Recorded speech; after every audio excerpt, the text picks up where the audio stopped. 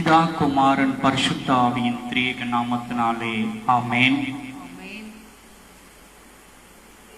கர்த்தருடைய வார்த்தைகளை கேட்கும்படியாய் நாம் கூடி வந்திருக்கிறோம். ஜெபம் செய்வோம்.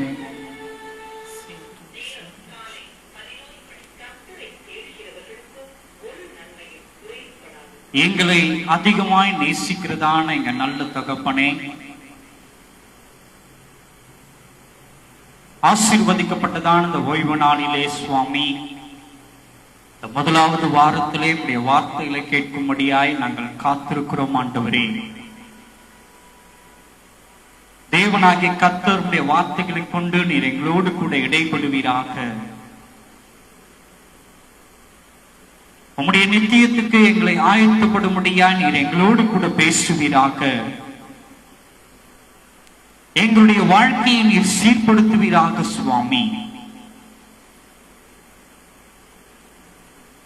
எங்களுடைய வாழ்க்கையை சீர்படுத்துவதற்கு உம்முடைய வார்த்தைகள் நல்ல நிலத்தில் விழப்பட்டதான விதைகளாய் 30, 60, 100 பலன் கொடுக்கக்கூடியதான எங்களுடைய இருதயத்தின் நிலங்கள் நல்ல நிலங்களாய் காணப்பட இந்த வார்த்தை எங்களோடு கூட இடைப்படட்டும் சுவாமி. இயேசுவின் மூலம் கேட்கிறோம் ஜீவனுள்ள நல்ல பிதாவே, ஆமென். ஆண்டவரும் இரட்சகரும் ஆகிய இயேசு கிறிஸ்துவின் இனிதான நாமத்தினாலே உங்கள் யாவருக்கும் என் அன்பின் வாழ்த்துதலை தெரிவித்துக் கொள்கிறேன். கிறிஸ்துவுக்குள் அருமையான தேவனுடைய ஜனமே, இந்த நேரத்திலும் ஒவ்வொரு வாரமும்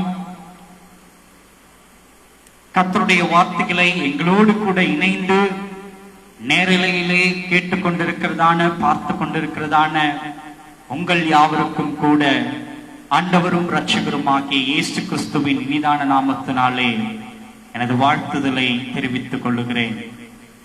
அன்புக்குரியவர்களே, நேரலையிலே இந்நேரத்திலே பார்த்து கொண்டிருக்கிறதான நீங்கள் நேரடியாய் இங்கு வந்து எங்களோடு கூட இணைந்து தேவனுடைய நாமத்தை தொழுது கொள்ள வேண்டும் என்று விருப்பப்படுவீர்களானால் தாராளமாய் நீங்கள் நேரடியாய் வந்து எங்களோடு கூட இணைந்து தேவனுடைய நாமத்தை உயர்த்துவதற்கு அது ஏதுவானதாய் காணப்படும்.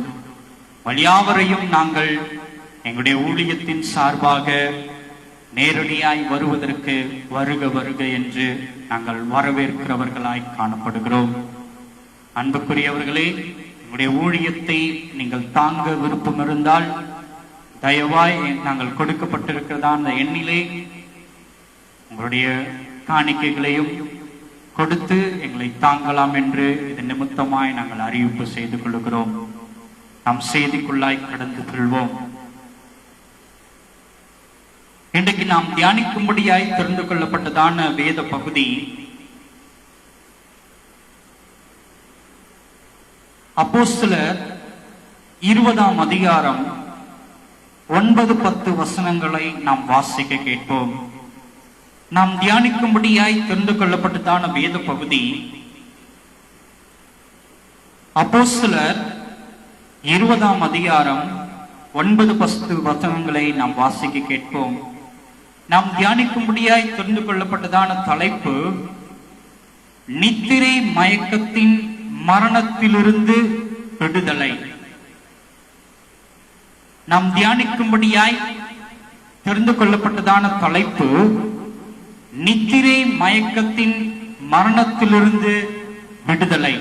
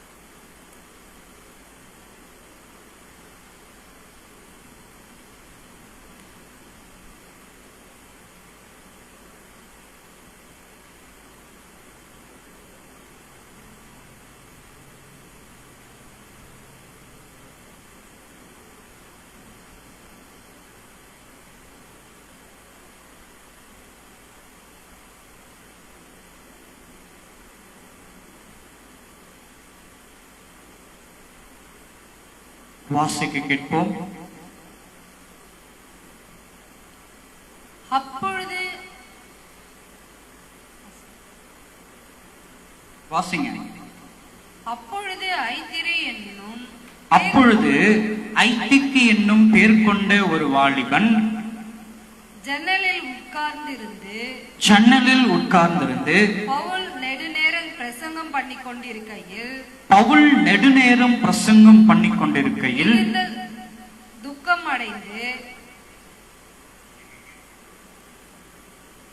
மிகுந்த துக்கம் அடைந்து நித்திரை மயக்கத்தினால் சாய்ந்து மூன்றாம் மெத்தையிலிருந்து கீழே விழுந்து மரித்தவனாய் எடுக்கப்பட்டான். உடனே பவுல் இறங்கி போய் அவன் மேல் விழுந்து அவனை அணைத்துக் கொண்டு கலங்காதிருங்கள், இவன் உயிர் இவனுக்குள் இருக்கிறது என்றான். கிறிஸ்துவுக்குள் அருமையான தேவனுடைய ஜனமே,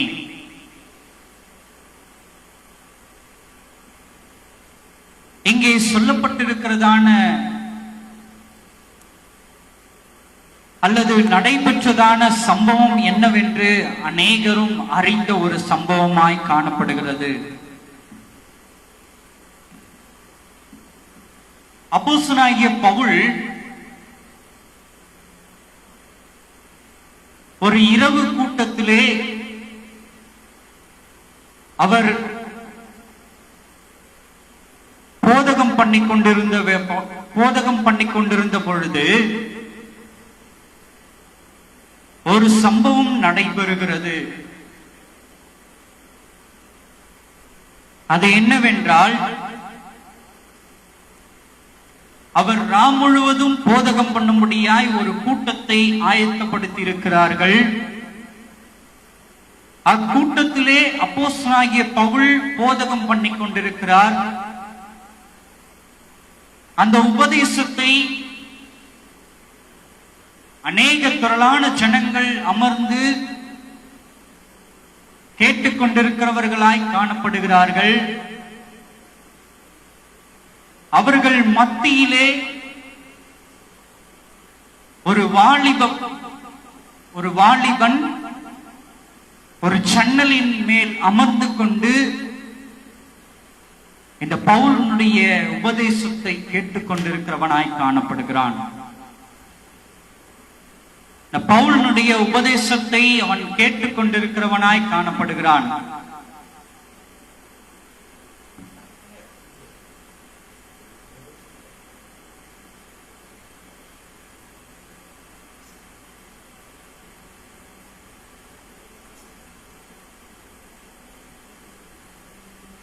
அவ்விதமாய் அந்த வாலிபன் உபதேசத்தை கேட்டுக்கொண்டிருந்த பொழுது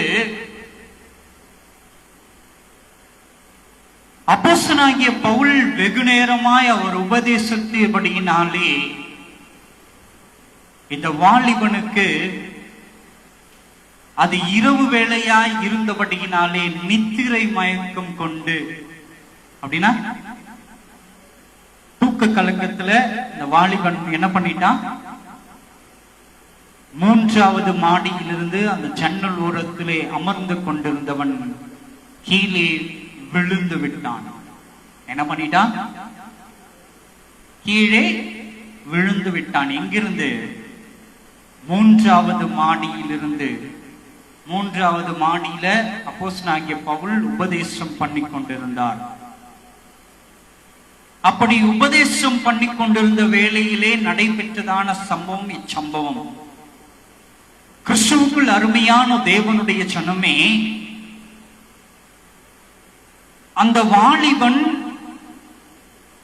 உபதேசத்தை கேட்கும்படியாய் அங்கு வந்து அமர்ந்திருந்தவனாய் காணப்படுகிறான். அப்போஸ்தலனாகிய பவுல் உபதேசித்துக் கொண்டிருக்கிறவராய் காணப்படுகிறார். நடைபெற்றதான சம்பவம் என்னவா இருக்கிறது இங்க கவனிக்கணும். ஐத்திக்கு தம்பி மாதிரி கவனச்சிதறல்கள் எல்லாம் ஏற்படுத்தக்கூடாது. இந்த ஐத்திக்கு என்கிறதான அந்த வாலிபன், அவனுக்கு என்ன நேர்ந்தது? அந்த உபதேசத்தை கேட்டுக்கொண்டிருந்த பொழுது, வெகு நேரமாய் அவன் உபதேசத்தை கேட்டுக்கொண்டிருக்கிறான். அவனுக்கு என்ன ஆச்சு? கண்ணயர்ந்து தூக்க கலக்கமாகிவிட்டது. எப்படி? உபதேசத்தை அவன் வெகு நேரமாய் கேட்டுக்கொண்டிருந்தபடியினாலே. அவன் இரவு வேளையிலே கேட்டுக்கொண்டிருக்கிறான். ஆனால் இன்றைக்கு நம்மில் பலர் பகல் வேளையில் உபதேசத்தை கேட்டுக்கொண்டிருந்தாலும் சரி, வெகு சொற்ப நேரங்களிலேயே கண்ணயர்கிறவர்களாய் நாம் காணப்படுகிறோம். உண்மைதானே? ஐத்திக்கு தம்பி போல வெகு நேர உபதேசத்துக்கு பிறகாக கூட கண்ணயரவில்லை. இன்றைக்கு நாம் எப்படிப்பட்டவர்களாய் காணப்படுகிறோம்?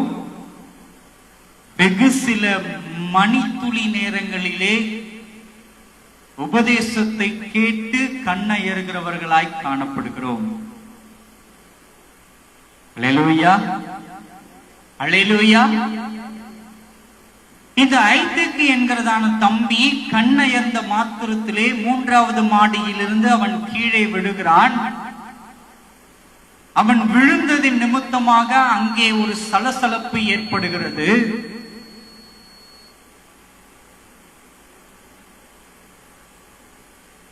அச்சலசலப்பிலிருந்து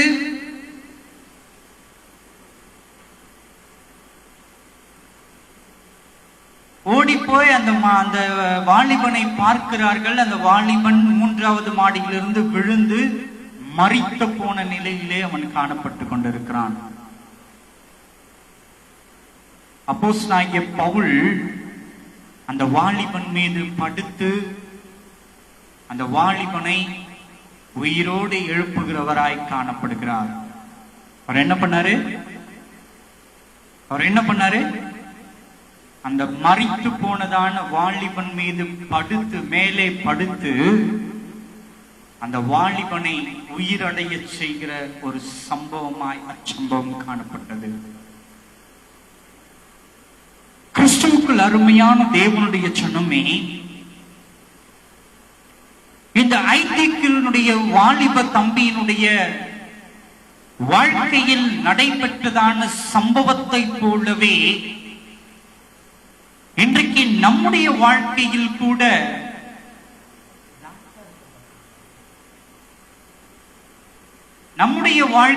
கூட இன்றைக்கு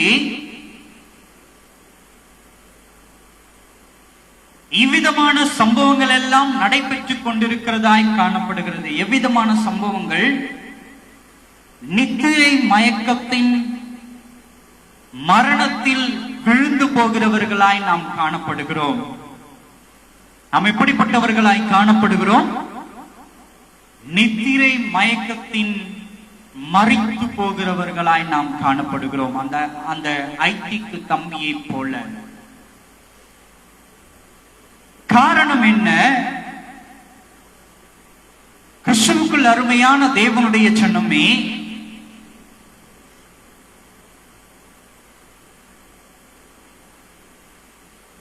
இன்றைக்கு உபதேசத்தை கேட்பதற்கு நாம் விரும்பத்தக்காதவர்களாய் காணப்பட்டு கொண்டிருக்கிறோம். உபதேசத்தை கேட்பதற்கு விரும்பாதவர்களாய் நாம் இன்றைக்கு வாழ்ந்து கொண்டிருக்கிறோம். நம்முடைய விருப்பங்கள் எல்லாம் எதுவாய் இருக்கிறது?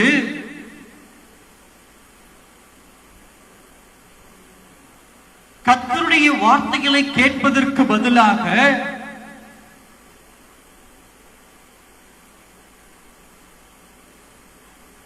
கர்த்தருடைய வார்த்தையாகிய உபதேசங்களை கேட்பதற்கு பதிலாக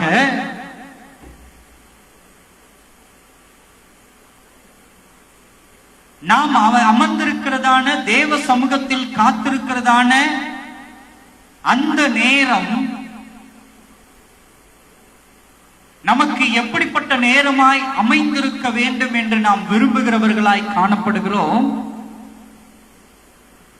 நம்மை மகிழ்விக்க பண்ணுகிறதான உபதேசமாய் இருக்க வேண்டும் என்று உபதேசங்களை நாம் நாடுகிறவர்களாய் காணப்படுகிறோம். கிறிஸ்துவுக்குள் அருமையான தேவனுடைய சனமே,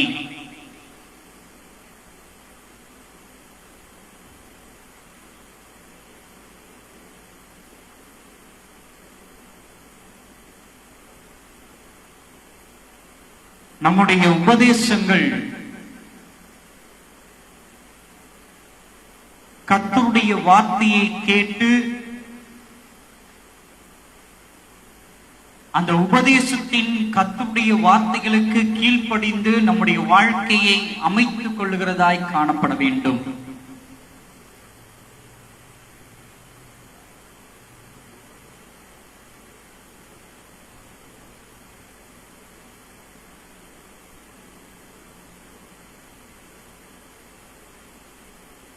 ஆனால் உபதேசம் எப்படிப்பட்டதா இருக்க வேண்டும் என்று நாம் விருப்பப்படுகிறோம், நம்மை மகிழ்விக்க பண்ணுகிறதான உபதேசமாய் இருக்க வேண்டும் என்று நாம் விருப்பப்படுகிறவர்களாய் காணப்படுகிறோம்.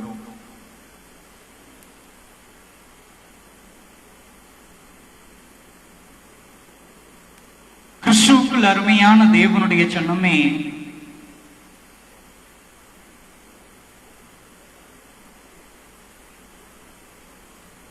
எடுத்து வாசிப்போம். சங்கீதங்களின் புஸ்தகம் 13ஆம் அதிகாரம் 3ஆம் வசனம். சங்கீதங்களின் புஸ்தகம் 13ஆம் அதிகாரம் 3ஆம் வசனம். என் தேவனாகிய கர்த்தாவே,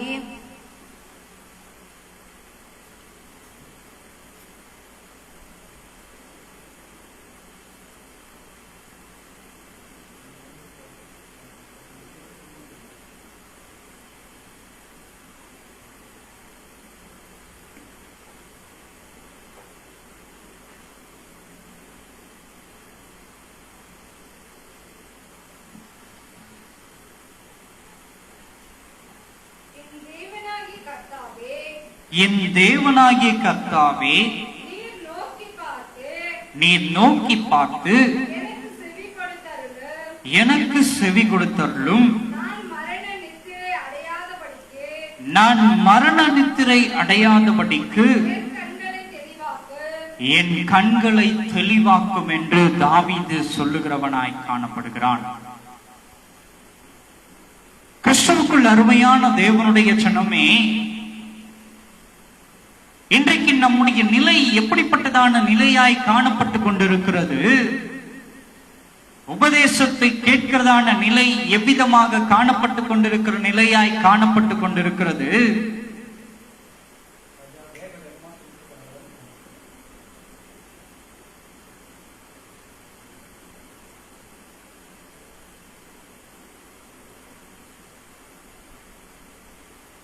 நம்முடைய இருதயத்தை மகிழ்விக்க பண்ணுகிறதான உபதேசத்தை மாத்திரம் நாம் கேட்க வேண்டும். நம்முடைய விருப்பங்களுக்கு தக்கவாறு உபதேசங்கள் இருக்க வேண்டும் என்று நாம் எதிர்பார்க்கிறவர்களாய் காணப்படுகிறோம். அப்படி எதிர்பார்த்து எங்கு நமக்கு தேவையான உபதேசங்கள் கிடைக்கப்படுகிறதோ, எந்த மனிதன் நிமித்தமாய், எந்த உபதேசியார் நிமித்தமாய் நம் இருதயத்தை குளிர்விக்க பண்ணுகிறதான உபதேசங்கள் கொடுக்கப்படுகிறதோ, அப்படிப்பட்டதான உபதேசியார்களை நாடி ஓடுகிறவர்களாகத்தான் நம்ம இன்றைக்கு காணப்பட்டு கொண்டிருக்கிறோம். காலப்போக்கிலே, கால மாற்றத்திலே நம்முடைய ஆவிக்குரிய மனிதன் எவ்விதமாய் காணப்பட்டு போகிறான்? மரித்த நிலையிலே மாற்றப்பட்டு போகிறவனாய் காணப்படுகிறான். காரணம் என்ன? காரணம் என்ன? மனிதன் வாழ்வதற்கு தேவையானது, அன்றாடம் தேவைப்படுவது,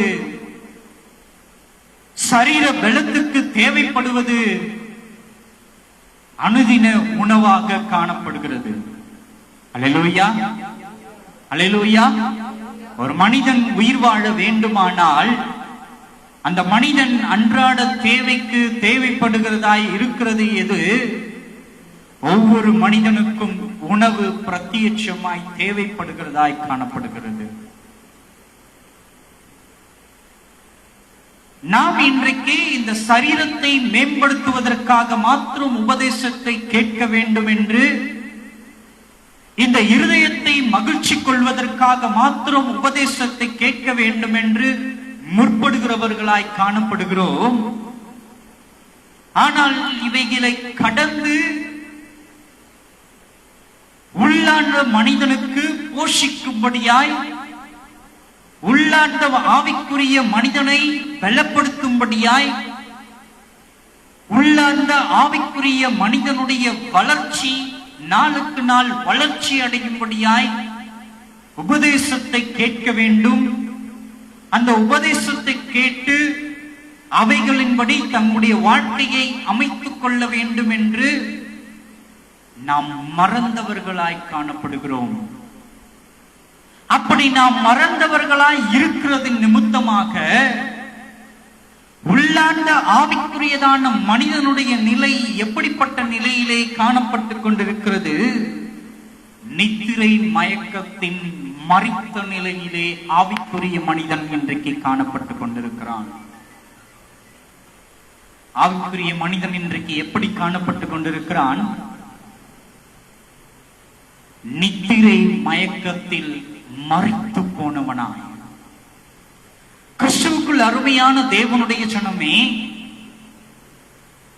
கர்த்தருடைய வழிகளை பின்பற்றும்படியாய் நாம் வந்த பொழுது, வந்த புதிதிலே அவருடைய வார்த்தைகளை கேட்கும்படியாய் ஆவல் மிகுந்தவர்களாய் தேடி தேடி அவருடைய வார்த்தைகள் எங்கு உள்ளதை உள்ளதென்று பிரசங்கிக்கப்படுகிறதோ, தன் ஆத்தும ஜீவியம் அடையும்படியாய் எங்கெல்லாம் போதிக்கப்படுகிறதோ அந்த இடங்களுக்கெல்லாம் ஓடி ஓடி ஓடி தன்னுடைய ஆவிக்குரிய மனிதனை புஷ்டியாக வளர்க்க பண்ணும்படியாய், ஆவிக்குரிய வளர்ச்சியிலே ஆவிக்குரிய மனிதனை வளர பண்ணும்படியாய் கர்த்தருடைய வார்த்தை என்கிறதான உபதேசங்களை நாம் கேட்டுக்கொண்டிருந்தவர்களாய் காணப்பட்டோம்.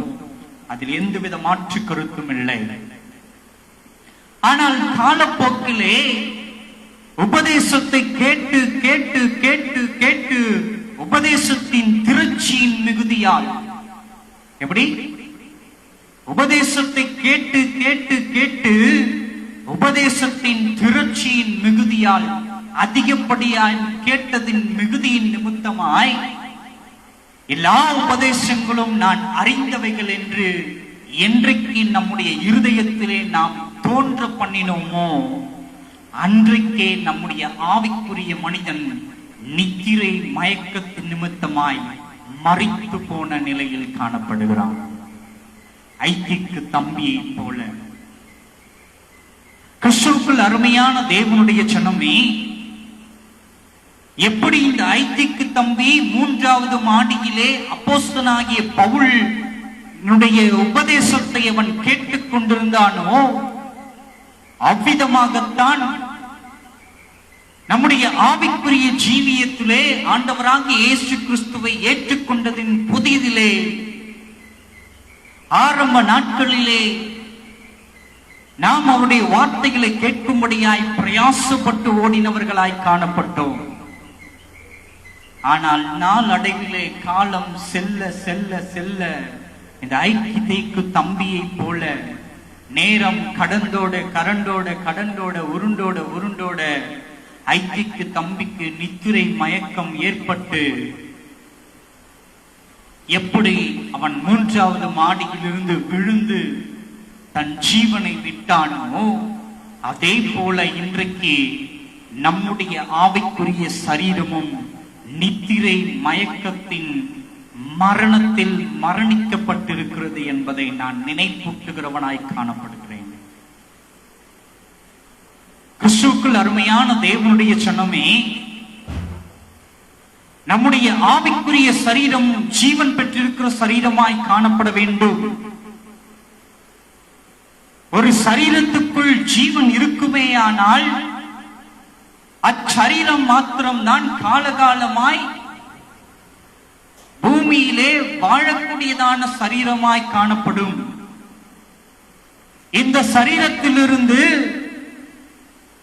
இந்த ஜீவன் வெளியேற்றப்படுமானால் இந்த சரீரம் எப்படிப்பட்டதான சரீரமாய் காணப்படும்? மரித்து போன சரீரமாய் காணப்படும், ஜீவன் இல்லாத சரீரமாய் காணப்படும். கிறிஸ்துவுக்குள் அருமையான தேவனுடைய ஜனமே,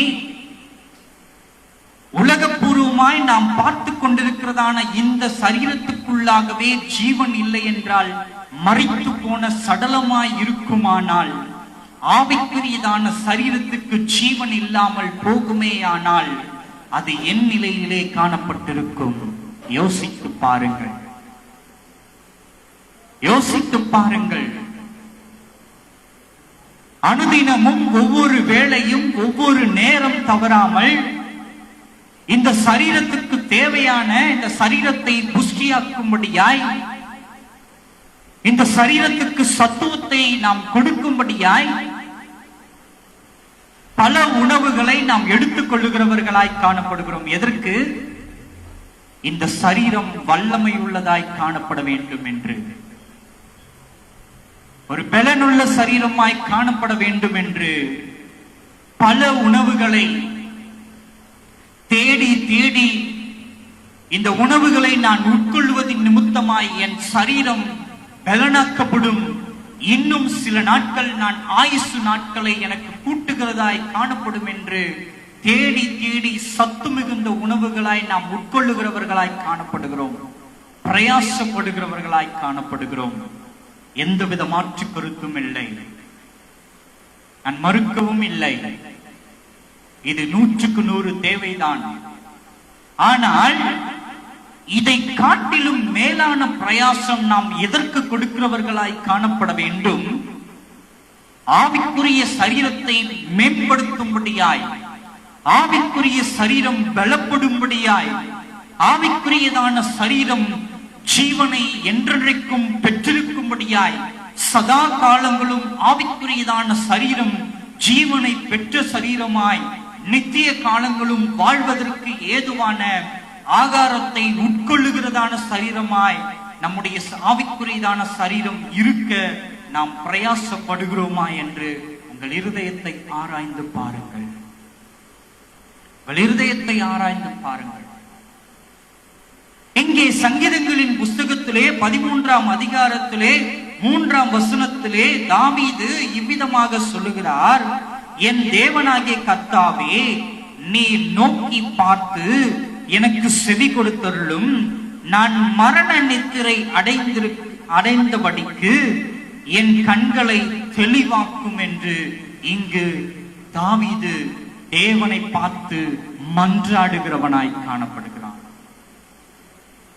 எதிர் நிமித்தமாய் தாவீது சொல்லுகிறான், தேவனே கர்த்தாவே, நீ நோக்கி பார்த்து எனக்கு செவி கொடுத்தருளும், நான் மரண நித்திரை அடையாதபடிக்கு என் கண்களை தெளிவாக்கும் என்று அவன் முறையிடுகிறவனாய் காணப்படுகிறான். என்ன?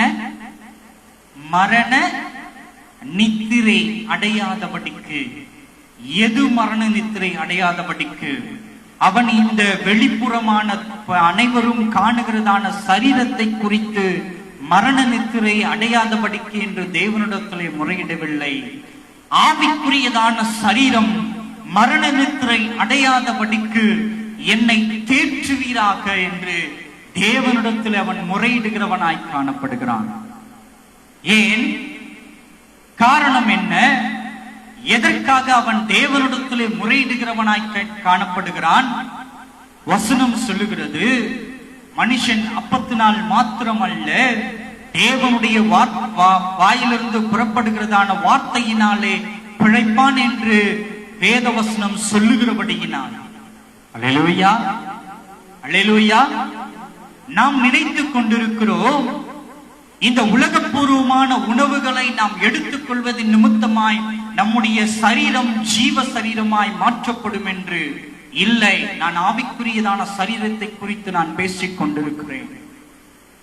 இந்த உலகப்பூர்வமான உணவு இந்த உலகப்பூர்வமான உணவு உலகப்பூர்வமான சரீரத்தை வேண்டுமானால் புஷ்டியாக்கக்கூடியதாய் காணப்படும், பலனை அளிக்கக்கூடியதாய் காணப்படும். ஆனால் ஒரு பொழுதும் ஆவியின் சரீரத்தை பலனாக்க இந்த உணவுக்கு கூடாத காரியம். அப்படியானால் ஆவிக்குரியதான சரீரம் எவ்விதமாய் பலனாக்கப்படும்? அவருடைய வார்த்தைகளின் நிமித்தமாகத்தான் பலனாக்கப்படும். ஏன்? வசனம் சொல்லுகிறது, அவருடைய வாயிலிருந்து புறப்பட்டு வருகிறதான வார்த்தையினாலே மனுஷன் பிழைப்பான் என்று. எந்த மனுஷன்?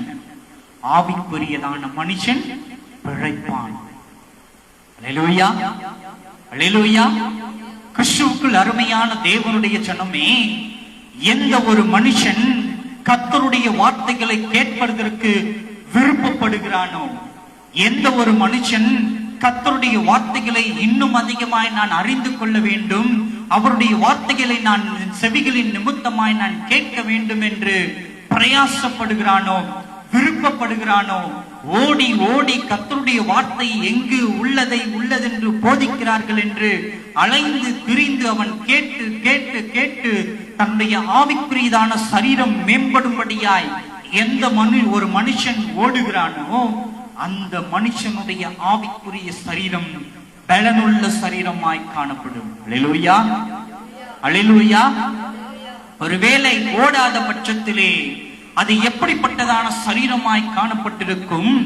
ஐக்கிக்கு தம்பியினுடைய சரீரம் எப்படி 3வது மாடியில் இருந்து கீழே விழுந்த போது மறைத்து போன சரீரமாய் காணப்பட்டதோ, அந்த சரீரத்தை விட்டு ஜீவன் பிரிந்த நிலையில் காணப்பட்டதோ, அதே போலத்தான் இன்றைக்கு நம்முடைய ஆவிக்குரிய சரீரமும் காணப்படும். எப்பொழுது? கர்த்தருடைய வார்த்தைகளை கேட்க மனமில்லாத பொழுது. நீங்களே தீர்மானித்துக் கொள்ளுங்கள். இன்றைக்கு நம்முடைய சரீரம் எவ்விதமாய் காணப்பட்டுக் கொண்டிருக்கிறது? நித்திரையின் மயக்கத்திலே மறைத்து போயிருக்கிறது. உன் சரீரம் ஜீவன் பெற்றுக் கொள்ள வேண்டுமானால் எப்படி ஐக்கிக்கு தம்பியினுடைய சரீரத்தில் ஜீவன் மீண்டுமாய் வர வேண்டும் என்று அப்போஸ்தலனாகிய பவுல் அந்த ஐக்கிக்கு தம்பியின் மீது படுத்தாரோ, அதே போல பரிசுத்த ஆவியானவர் என்றைக்கு உன் மீது நிழலாட்டம் கொள்ளுகிறாரோ அன்றைக்கு நீ நித்திய ஜீவனை பெற்றுக் கொள்ளுகிற பிள்ளையாய் காணப்படுவாய். உன்னுடைய ஆவிக்குரிய சரீரம் மறுரூபமாக்கப்படுகிறதாய், ஜீவனை பெற்றுக் கொள்ளுகிறதான சரீரமாய் மாற்றப்படும் என்று நீ அறிந்து கொள்ள வேண்டும். அல்லேலூயா, அல்லேலூயா.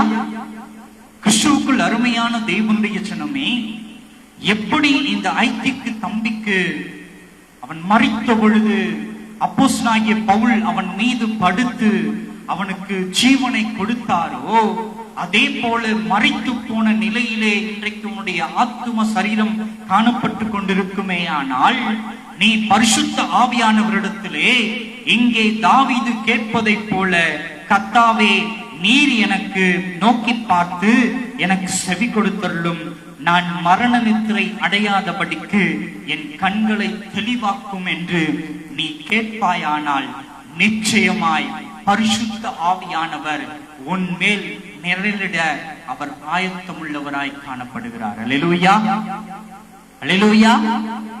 அவர் நம்முடைய வலது பக்கத்திலே நின்று கொண்டு எப்பொழுது நாம் அவரை அழைப்போம் என்று அவர் காத்திருக்கிற தேவனாயிருக்கிறார். எதற்கு? நம்மேல் அவர் நிழலிடுவதற்காக, நம்முடைய ஆவிக்குரிய சரீரம் புதுபலனை பெற்றுக் கொள்வதற்காக, புதிய ஜீவனை பெற்றுக் கொள்வதற்காக அவர் நிழலிடுவதற்கு காத்து கொண்டிருக்கிற தேவனாயிருக்கிறார். எடுத்து வாசிப்போமா? யோபுவின் புஸ்தகம் 33ஆம் அதிகாரம் 29ஆம் வசனம். யோபு 33:29.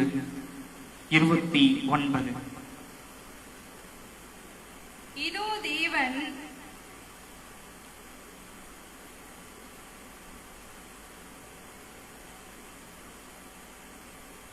வாசிங்க. இதோ தேவன் மனுஷனுடைய ஆத்துமாவை படுகுழிக்கு விலக்குகிறதற்கும், மனுஷனுடைய ஆத்துமாவை படுகுழிக்கு விலக்குகிறதற்கும், அவனை ஜீவனுள்ளோரில் வெளிச்சத்தினாலே பிரகாசிக்கிறதற்கும் அவனை ஜீவனுள்ளோரின் வெளிச்சத்தினாலே பிரகாசிப்பதற்கும் அவர் இவைகளையெல்லாம் அவனிடத்தில் பலமுறை நடப்பிக்கிறார். அல்லேலூயா, அல்லேலூயா. இங்கே வசனம் என்ன சொல்லுது? இதோ தேவன் மனுஷருடைய ஆத்துமாவை படுகுழிக்கு விளக்குவதற்கும் அவனை ஜீவனுள்ளோரின் வெளிச்சத்தினாலே பிரகாசிப்பதற்கும் அவர் இவைகளையெல்லாம் அவனிடத்தில் பலமுறை நடப்பிக்கிறார். ஐக்கிக்கு தம்பிக்கு நடப்பித்தது போல. என்ன நடப்பித்தது போல? அந்த ஐக்கிக்கு தம்பி எப்படிப்பட்டவனாய் காணப்பட்டான்? உபதேசத்தின் திருச்சியின் நிமித்தமாய் வெகுநேரம் கடந்து போனதின் நிமித்தமாய் அவன் கண்ணயர்ந்ததான வேளையிலே 3வது மாடியிலிருந்து நிலை குலைந்தவனாய் கீழே விழுந்தான். விழுந்ததின் நிமித்தமாய் அவனுடைய ஜீவன் பிரிக்கப்பட்டது. அவனுடைய ஜீவன் பிரிக்கப்பட்ட பொழுது அப்போஸ்தலனாகிய பவுல் அவன் மேலே படுத்து ஜீவனை மீண்டுமாய் கொடுக்கிறவராய் காணப்பட்டார். கிறிஸ்துவுக்குள் அருமையான தேவனுடைய ஜனமே, இங்கே வசனம் சொல்லுகிற விதமாய் நம்முடைய வாழ்க்கையில் ஏற்படுகிறதான துன்பங்கள், போராட்டங்கள், நிந்தைகள், அவமானங்கள், இவைகள் எல்லாம் எதற்காக நியமிக்கப்பட்டிருக்கிறது? நாம் நினைத்து கொண்டிருக்கிறோம், ஐயோ எனக்கு இவ்வளவு கொடிய வேதனை நடைபெற்று கொண்டிருக்கிறதே, நான் இவைகளிலிருந்து எப்படி மீண்டு வர முடியும்? நான் அத்தோடு மாண்டு போவதுதான் எனக்கு சாதகமாய் இருக்கும் என்று நாம் நினைத்து கொண்டிருக்கிறோம். ஆனால் இங்கே சொல்லப்பட்டிருக்கிறதான காரியம் என்ன? நாம் நித்தியத்துக்கு மாண்டு போய்விடக் கூடாது என்பதற்காக அநித்தியத்துக்கு நம்மை என்ன பண்ணியிருக்கிறார்? அவர் கையளிக்கப்பட்டிருக்கிறதாய் காணப்படுகிறது. நித்தியத்திலே நாம் ஜீவனை விட்டு விலகிவிடக் கூடாது என்பதற்காக, நித்திய ஜீவனிலே நாம் மரித்து போய் விடக்கூடாது என்பதற்காக இப்படிப்பட்டதான உபத்திரவங்கள், பாடுகள் எல்லாம் நமக்கு அனுமதிக்கப்பட்டிருக்கிறது. எந்த நேரத்திலே? நாம் கண்ணயர்ந்து இருக்கிறதான நேரத்திலே. வசனம் சொல்கிறது, அவன் எவனை விழுங்கலாமோ என்று கர்ச்சிக்கிற சிங்கம் போல சுற்றித் திரிகிறவனாய் காணப்படுகிறான் என்று திருவசனம் சொல்லுகிறது. யார்? பிசாசானவன். எப்பொழுது நாம் கண் அயர்வோம், நம்மளை விழுங்கி விடலாம் என்று நம்மை சுற்றி வகை தேடுகிறவனாய் காணப்படுகிறான். கிறிஸ்துவுக்குள் அருமையான தேவனுடைய ஜனமே, உன் ஆவிக்குரிய ஜீவியத்திலே நீ சற்று கண்ணயர்வாயானால் உன்னை விழுங்கி போட, எதிலிருந்து விழுங்கி போட?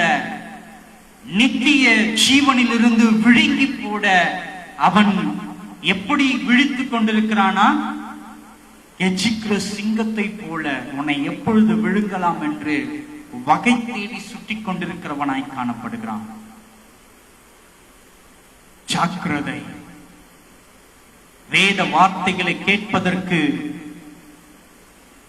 வேத வார்த்தைகளை நாம் உட்கொள்வதற்கு வாஞ்சையுள்ளவர்களாய் காணப்பட வேண்டும். எப்படிப்பட்டதான வாஞ்சை? நம்முடைய ஆத்தும ஜீவியத்தை நிறைவாக்கக்கூடியதான வாஞ்சையாய் அவ்வாஞ்சை காணப்பட வேண்டும். தேவ சமூகத்தில் காத்திருந்து அனுதினமும் அப்பத்தை பெற்றுக் கொள்ளுகிறவர்களாய் நாம் காணப்பட வேண்டும். அவருடைய திருவசனமாகிய அப்பத்தை ஒவ்வொரு நாளும் நாம் உட்கொள்ளுகிறவர்களாய் காணப்பட வேண்டும். எதற்கு? நித்தியமான ஜீவனை நாம் பெற்றுக் கொள்வதற்காக.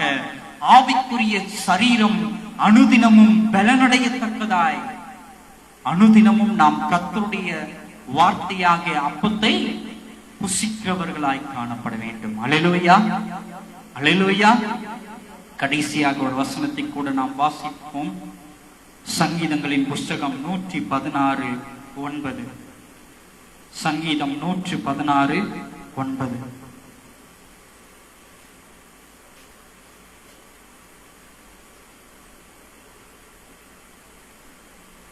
நான் கர்த்தருக்கு முன்பாக ஜீவனுள்ளோர் தேசத்திலே நடப்பேன். ஜீவனுள்ளோர் தேசத்திலே நடப்பேன். கிறிஸ்துவுக்குள் அருமையான தேவனுடைய ஜனமே, நீங்கள் கர்த்தருடைய வார்த்தைக்கு நித்திரை மயக்கம் அடையாதவர்களாய் இருப்பீர்களானால், கர்த்தருடைய வார்த்தையை நித்திரை மயக்கம் அடையாதவர்களாய் வாஞ்சியுள்ளவர்களாய் கேட்டு கேட்டு கேட்டு உங்களுடைய ஆவிக்குரியதான சரீரத்தை மேம்படுத்திக் கொண்டே இருப்பீர்களானால், நீங்கள் எந்த இடத்தில் பிரவேசிக்க தகுதியாக்கப்படுகிறீர்கள் என்று இங்கு திருவசனம் சொல்லுகிறது. நான் கர்த்தருக்கு முன்பாக ஜீவனுள்ளோர் தேசத்தில் நடப்பேன் என்று இங்கு சொல்லப்பட்டிருக்கிறது. நாம் எப்படி எந்த தேசத்தில் நடப்போம்? எந்த தேசத்தில் நடப்போம்? ஜீவனுள்ளோர் தேசத்திலே நடப்போம். எது ஜீவனுள்ளோர் தேசம்? பரம கானானாகிய தேவனாகிய கர்த்தர் வீற்றிருக்கிற தேசம் அது. ஹல்லேலூயா. கர்த்தருக்கு முன்பாக ஜீவனுள்ளோர் தேசத்தில் நடப்பதற்கு நாம் தகுதியாக்கப்பட வேண்டுமானால், இந்த சரீரத்தை அல்ல, வெளிப்புறமாகிய சரீரத்தை அல்ல, ஆவிக்குரியதான சரீரத்தை நாம் பலனுள்ள சரீரமாய் மாற்றிப்பட வேண்டும் என்பது தேவ சித்தமாய் காணப்படுகிறது. ஆவிக்குரிய சரீரத்தை தூங்க பண்ணாதபடிக்கு கர்த்தருடைய வார்த்தைகளை விழிப்போடு உட்கொள்ளுகிற சரீரமாய் நம்முடைய ஆவிக்குரிய சரீரம் காணப்பட வேண்டும். நம்முடைய ஆவிக்குரிய சரீரம் எப்படி காணப்பட வேண்டும்? எப்படி காணப்பட வேண்டும்? விழிப்போடு கர்த்தருடைய வார்த்தைகளை உட்கொள்ளுகிற சரீரமாய் காணப்பட வேண்டும். ஒருவேளை எல்லாம் எனக்கு தெரியும், வேதத்தில் உள்ளவைகளை அத்தனையும் நான் அறிந்து வைத்திருக்கிறேன் என்று ஒரு நித்திரை மயக்கம் நமக்குள் வருமானால், அந்த நித்திரை மயக்கத்தின் நிமித்தமாய் பிசாசானவன் நம்ம என்ன பண்ணிடுவான்? மரண ஆக்கணைக்குள்ளாய் நம்மை தள்ளி கொண்டு போய் விடுவான். அந்த மரண ஆக்கணைக்குள்ளாய் நாம் போகாமல் இருக்க வேண்டுமானால், அனுதினமும் கர்த்தருடைய வார்த்தைகளை நாம் கேட்டு அவைகளை நாடுகிறவர்களாய் காணப்பட வேண்டும். எதற்கு? எக்காரியத்துக்கு? நம்முடைய ஆவிக்குரிய ஜீவம் அனுதினமும் பலனுள்ள ஜீவியமாய் காணப்பட வேண்டும் என்பதற்காக. கிறிஸ்துவுக்குள் அருமையான தேவனுடைய ஜனமே, வசன திருச்சியின் நிமித்தமாய் இந்த ஐத்திக்கு தம்பியை போல மெரித்த நிலையில் நீ காணப்பட்டு கொண்டிருக்கிறாயா? உன்னுடைய மேன்மை அடைந்ததின் நிமித்தமாய் நான் யார் என்று தெரியுமா? வேதத்தில் உள்ள அத்தனை ரகசியங்களும் எனக்கு நன்றாய் தெரியும் என்று உன் மேன்மை நிலையிலே நீ நின்று கொண்டு கண்ணயர்ந்து கொண்டிருக்கிறாயா? அங்கிருந்து நீ கீழே விழுந்து மரித்து போவாயானால் உனக்கு லாபம் என்ன? ஒருவேளை நீ மரித்த நிலையிலே இன்றைக்கு காணப்பட்டுக் கொண்டிருந்தால், இன்றைக்கே உன் முழங்கால்களை முடக்கி தேவ சமூகத்தில் கேள், கர்த்தாவே, நான் நித்திய ஜீவனுக்கு மரித்து போகாதபடிக்கு என் ஆத்துமாவை காத்தொள்ளும் என்று விழிப்போடே ஆத்தும ஜீவியம் பெறுவதற்காக தேவனிடத்திலே உன் முழங்கால்களை நீ முடக்குவாயானால் உன்னை அவர் காக்க வல்லமையுள்ள தேவனா இருக்கிறார். அல்லேலூயா, அல்லேலூயா. ஜெபம் செய்வோமா? மகிமை உள்ள தேவனே, உம்மை நன்றியோடு துதிக்கிறோம், உம்மை ஸ்தோத்திரிக்கிறோம். கர்த்தாவே, அப்பா, அந்த ஐத்திக்கு தம்பியை போல வெகு நேரம் கடந்து அந்த உபதேசத்தின் மயக்கத்தின் நிமித்தமாய் மரித்த நிலையிலே இன்றைக்கு நாங்கள் காணப்பட்டுக் கொண்டிருக்கிறோம். சுவாமி, எங்களுடைய ஆத்துமா ஜீவன் பெறும்படியாய் எப்படி அப்போஸ்தலனாகிய பவுல் அந்த ஐத்திக்கு தம்பியின் மீது படுத்து அந்த தம்பிக்கு ஜீவனை கொடுத்தாரோ, அந்த வாலிபனுக்கு ஜீவனை கொடுத்தாரோ, அதே போல சுவாமி தூய ஆவியானவர் எங்கள் மீது நிழலிடும்படியாய் நீர் உத்தரவு அருளச் செய்வீராக. எங்கள் மீது நிழலாட்டம் கொள்ளும்படியாய் நீர் உத்தரவருளச் செய்வீராக சுவாமி. எங்களுடைய ஆவிக்குரியதான சரீரம் நித்திய ஜீவனை பெற்றுக் கொள்ளும்படியாய் அனுதினமும் பரிசுத்த ஆவியானவருடைய வழி நடத்துதல் எங்களுக்கு காணப்படட்டும் ஆண்டவரே. உடைய தெய்வீக பிரசன்னம் எங்களோடு கூட இருந்து ஒவ்வொரு நாளும் வழி நடத்தட்டும். இயேசுவின் மூலம் கேட்கிறோம் ஜீவனுடன் நல்ல பிதாவே. ஆமென். ஆமென்.